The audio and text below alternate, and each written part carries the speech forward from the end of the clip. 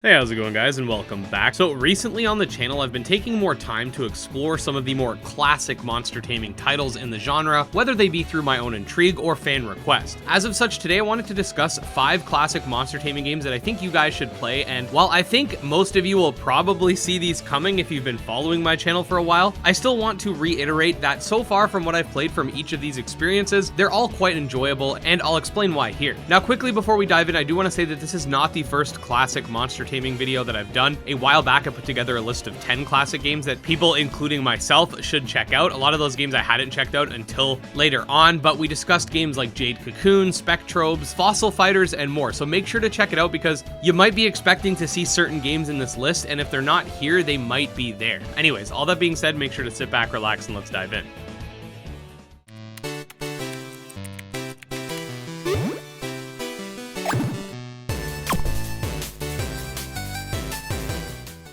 Alright, so first up on this list, we have a game that actually never released in the West, that being Digimon Story Lost Evolution, which takes place in the same world as Digimon Dawn and Dusk, which is also a game you should check out and may have heard of from that Jade animation video about Digimon. Now, the reason I wanted to include this one on the list is because there is actually a fan translation patch that you can download that will allow you to play the game in English. From what I understand, this patch took 10 years to put together. I think they were working on it on and off, but I really wanted to shout this out when I got the chance because that's some dedication over a long period of time. If you've played Digimon World Dawn and Dusk, which were actually mistranslated or misappropriated or whatever, they're supposed to be Digimon Story titles, but they were called Digimon World titles in the West. But Digimon Story Lost Evolution carries a lot over with a similar combat style, which allows you to pick a few different Digimon packs based on your preferred play style. The games don't really feature monster catching and focus a lot more on training and fighting. The Digimon are sort of like JRPG members, and while you do have the same 3, they can evolve over time and change, but it doesn't have that creature collecting aspect, which a lot of people like to see in their monster taming games, but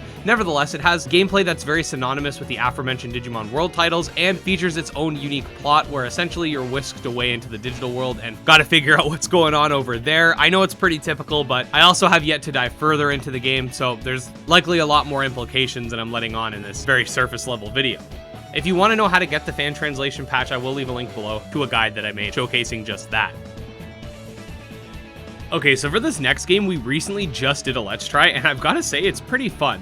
Basically, Robopon is a robot taming RPG where you take control of several bots, increase their CPU, and utilize their elemental abilities in battle. The game is kind of all over the place from what I've played, at least with Sun version on GBC, but it starts out with you becoming the CEO of your grandpa's business for no conceivable reason, and being given one of his bots. You can then explore various in-game towns and battle against their bots, and honestly, I've seen a lot of rhetoric that describes this game as nothing more than a mere Pokemon clone, and while there definitely is that Pokemon inspiration, I do gotta say there are a lot of aspects to it that make it unique as well. I've definitely got to play more of this game before I can delve into its inner workings, but I think it's definitely worth a try, and the original came out with 3 versions on the Game Boy Color, that being Robopon Sun, Robopon Star, and Robopon Moon, so looks like Pokemon copied it.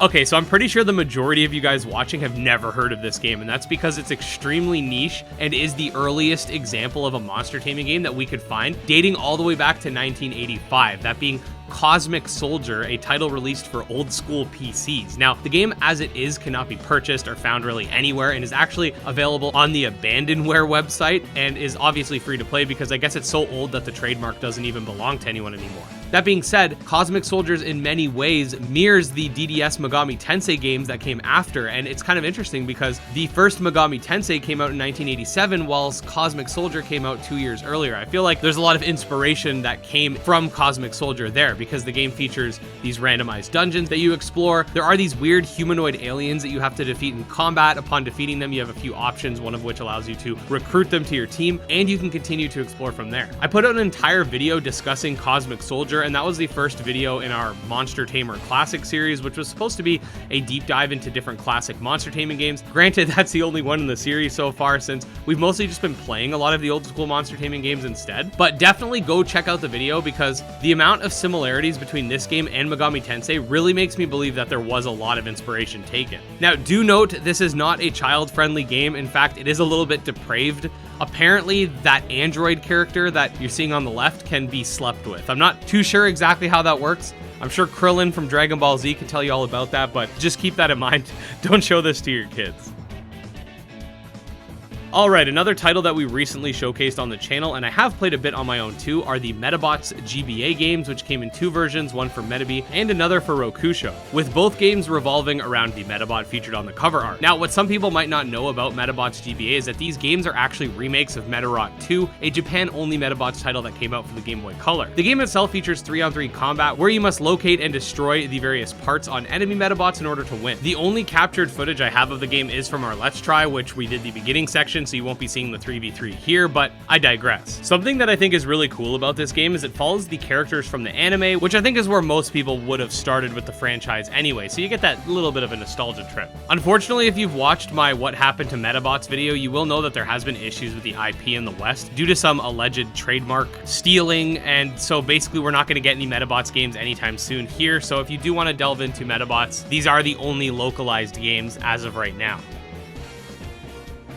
Finally, last but not least, we make it full circle back to another Digimon game, and for this one, I chose Digimon World 3, and there's a reason why I chose it over 1 and 2. Now, make no mistake, I have not fully played through Digimon World 3. I've recorded more footage for you guys than the first Let's Try, because episode 1 performed really well, and you guys seem to enjoy it, so expect more of that. But the reason I chose it over 1 and 2 is because I feel like it appeals a lot more to the general monster taming fan, whereas the first game does feel a little bit clunky, and the second is kinda like a roguelike or a dungeon crawler with its randomly generated aspects. The third one is a story-driven pixel art RPG that has 3D battles, which, while the models are obviously pretty dated, still look pretty cool for the time period. Now, typically Digimon World games are solely revolved around raising, but I feel like during the early days of the World series, they were really experimenting with what they wanted in terms of the video game aspects of the franchise, and honestly, this plays more like a Digimon story game rather than a Digimon World title. The game features one-on-one turn-based combat with the ability to tag in and out various Digimon and a few different methods of evolution to mix things up. I definitely want to play more of this, and if you do decide to as well, make sure you save often because it's an older game, and if you die, you go back to your last save. And there you go, guys. Those were 5 classic monster taming games that you should go check out in 2023. I'd say Cosmic Soldiers more so for educational purposes, though. But the other games are definitely a fun selection of titles, even to this day. Let me know in the comment section which games you've already played and which ones you plan on checking out, and what other games you'd like to see me check out in the future as a standalone video or a video like this. Just make sure you check out the other classics video first, because there's a good chance I already have. All that being said, if you are a fan of monster taming games, definitely subscribe to this channel for daily monster taming videos. You can check out my Twitter, Discord, and Patreon linked below. Special thanks to the patrons, especially Jim Hamilton, Dark Persona, Candy Morency, Exodus, and Dro Ghost. And with that, we'll see you next time. Peace.